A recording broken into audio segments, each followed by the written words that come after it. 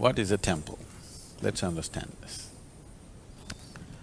Generally, when we utter the word temple, immediately people are thinking of which religion? No. If temple belongs to you or me or to a particular group, you cannot call it a temple. Temple is an invitation to the divine. If we can set up a space and the necessary tools where divine is more manifest, not that it is not there everywhere, it's just that more experienceable.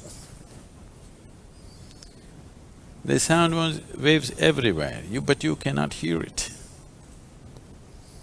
You need a cell phone to catch the transmission, otherwise you can't catch it. So we can say a temple is a larger cell phone. You can't talk, just to listen, one-way cell phone, is that okay? I always set up the temple in such a way that you can't yap. Is that okay? Or you want to talk? If you want to listen to a dimension beyond, if you want to be receptive to that possibility, we can create a space like that. We can create a device or a tool like that. When I use the word tool, there seems to be a certain sense of lack of reverence in me. But I particularly use the word tool. When I refer to the Dhyana Linga as a tool, people feel offended. Sadhguru, don't say that. In our experience, it's everything. Don't call it a tool. I say it's a tool. Because the word tool means that which works. It is not a piece of art that you can just appreciate. It's a tool because it works. There's just one screw in the door, if I ask you to unscrew it with your hands, can you do it? But if I give you a screwdriver, you can do that, isn't it? Similarly, to open the doors for the beyond, there is a tool. With your own hands, if you try to unscrew that simple screw in the door, all your 10 nails will go, but still it'll not come. Yes? You can try with your teeth. You know, people do. When they have no tools, they'll try their hands, if it doesn't work, don't you do? You may lose your teeth, still it may not come. But if you had a simple tool, how easily you could do it. So this is a tool to open the doors of the beyond. And I don't think a tool is irreverential, nor do I think a tool is insulting. A tool is a tremendous possibility, isn't it? The significant development in human societies happened only when we started making tools, isn't it? No? Why is it offensive if I say a temple is a tool? A temple is a tool. There are different ways of using different tools. For this tool, you have to be in a certain mode. Because this is not a physical tool, you have to approach it in a certain way.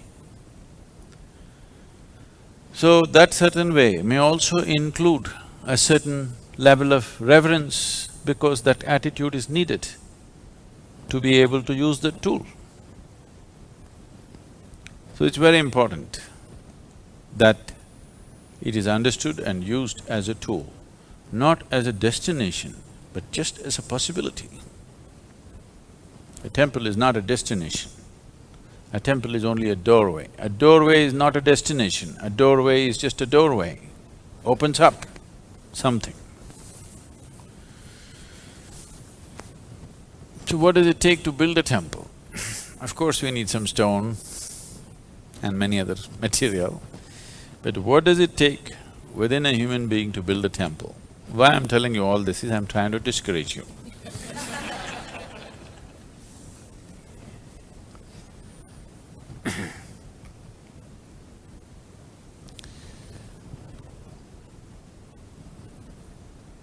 a temple will not happen unless at least a band of people, at least a handful of people hold it above their own life, not as a part of their life, not as a side thing that they do in their life. Temple building is not a hobby or a profession. You have to see it as something beyond your life, more important than your life. You must understand, at least in the East, in India, temples were built so elaborately, some of the temples took 3 to 4 generations to complete. For example, the Kailash temple in Ajanta, Ellora, in the Ajanta area in Maharashtra. There are many in Tamil Nadu. This temple was carved out of the rock. They did not build it. A huge mountain of a rock, they carved the temple into it. 3 floors, all carved out.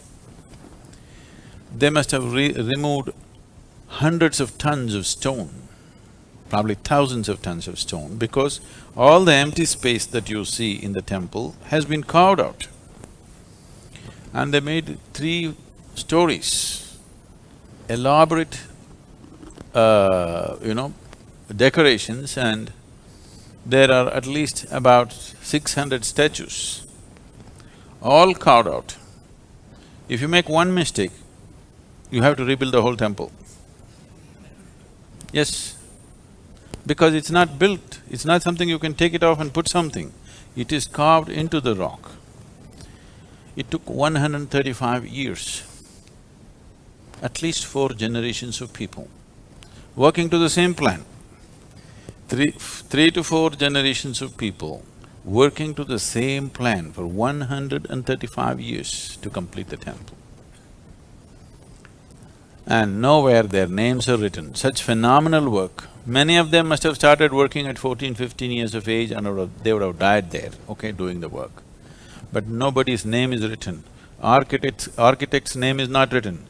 The kings who sponsored the temple, their names are not written. That's a temple, understand? It's not a place for us to leave a footprint of who we are. A very beautiful story. There was an old man. There was a man. Men get old. Slowly. He had 2 sons. Father and 2 sons worked hard, built a big farm, they became prosperous. Then for the old man, time to die came. When he was going away, he told his 2 sons, whatever comes out of this land, both of you should share equally, and you must always keep it up. At no point there should be any dispute between the 2 of you. They agreed in front of their father and they kept to it. I'm saying, not dividing the land. Dividing the land has come only in the last 4 to 5 generations in India, maybe 3 to 4 generations. Before that, there was no such thing as, this is my land, this is your land. Only the produce was divided, never the land. So conceptually, it was not there in people's minds that you can actually divide the land. So he said, you must divide the produce equally. And they stuck to it. After some time, one of the brothers got married. 1, 2, 3, 4, 5. 5 children he had. The other one never got married. So he was alone. But still the crop was shared 50-50. Because those are the father's words, you can't change it, that's his wish. So the brother who was married and had 5 children, one day a worm entered into his mind. You know, sometimes worms get into your mind. A worm entered his mind, and then a thought arose, and he thought, I have a wife and 5 children, I get 50%. My brother is alone by himself and he gets 50%. When I grow old, my sons will grow up, 5 of them. They will tame more land, we will become more prosperous and we will have much more. But my brother is alone. When he gets old, he will have only 50% of what we have now. This is not fair. But he is so proud. If I try to give him little more, he will not take it. If I try to share my produce from the new lands that my sons have broken, he will not take it. Only from the father's land, he will take 50%. So what to do? So in the night, when everybody is asleep, he carries a bag of grain and takes it and puts it into his brother's store. So that unknowingly, he's donating to his brother. The other brother, who was alone, thought, my brother has a wife and 5 children, he needs more. I'm just alone, what will I do with all this? But if I try to offer anything, he will not take. So he started carrying grains and dropping it into his brother's store. Reverse osmosis was happening. And nobody knew. In the night, quietly, once in a way, this brother puts one bag, that brother puts another bag. This went on. They became old. One day, 2 old men were carrying sacks of grain in the night, and they came and they faced each other. Both of them realized what's been happening. But they looked away and continued their journey, put the sacks and went back. Then they died after some time. The townsfolk were wanting to build a temple. They were looking for a site, they went to many places. After much looking, they decided to build a temple where these 2 brothers met on that night. They looked at each other and suddenly they were so embarrassed of their own generosity, they looked the other way and continued their job. They thought this is the best place to build a temple. Because that's what a temple means, that looking beyond yourself. If that is not there, there is no temple.